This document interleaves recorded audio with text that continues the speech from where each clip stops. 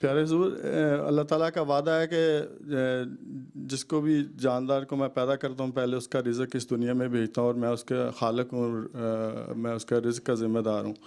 تو پچھلے دنوں پاکستان میں ایک واقعہ ہوا، ایک آدمی نے خودکشی کر لی، اس کے بچے تھے، اس میڈیا پہ آیا کہ وہ خوراک اور کپڑے نہیں دے سکا۔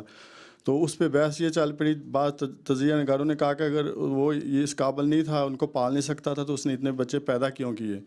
تو بعض کا اس بارے میں حضور کی کیا رہنمائی ہے کہ اللہ تعالیٰ نے یہ کہا ہے کہ تمہیں بھی، تم لوگ دوسروں غیروں کے پیچھے چلتے ہو نا، ان کے پیچھے نہ چلو، اور میرے سے مایوس نہ ہوا کرو، میری طرف آؤ۔ اور باقی یہ رزق جو ہے، جانور بھی بھوکا نکلتا ہے تو اس کو بھی میں ہی رزق دیتا ہوں، اور تمہیں بھی میں ہی رزق دیتا ہوں۔ جو رزق کے سامان پیدا کیے ہوئے ہیں وہ میرے ہی پیدا کیے ہوئے ہیں، تو کوئی اور نہیں تمہیں لے کے آ سکتا۔ یہ نہیں اللہ تعالیٰ نے کہا کہ میں ہر ایک کے منہ میں روٹی ڈالوں گا۔ اللہ تعالیٰ نے انسان کو کہا ہے کام کرو۔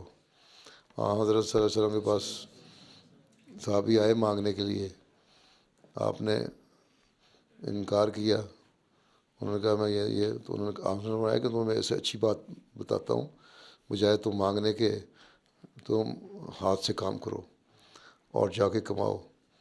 اور پھر انہوں نے اس نصیحت کو پلے باندھا اور گئے اور جنگل سے لکڑیاں کاٹیں اور پھر بیچیں، اور آہستہ آہستہ آہستہ آہستہ وہ بڑے کاروباری بن گئے۔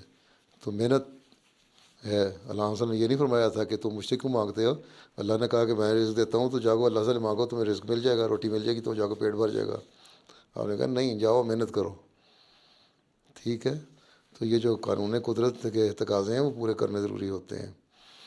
صرف یہ کہہ دینا، آدھی بات سن کے کہہ دینا اللہ تعالیٰ نے کہہ دیا کہ میں دیتا ہوں، اللہ نے روٹی دی، اس کا مطلب اللہ ہے ہی نہیں، چلو خدا کو ماننا چھوڑ دو، ایتھیسٹ ہو جاؤ۔ تو یہ آدھی بات اللہ کی سنتے ہیں، آدھی بات کو غور نہیں کرتے، پھر قانون قدرت کے اوپر غور نہیں کرتے۔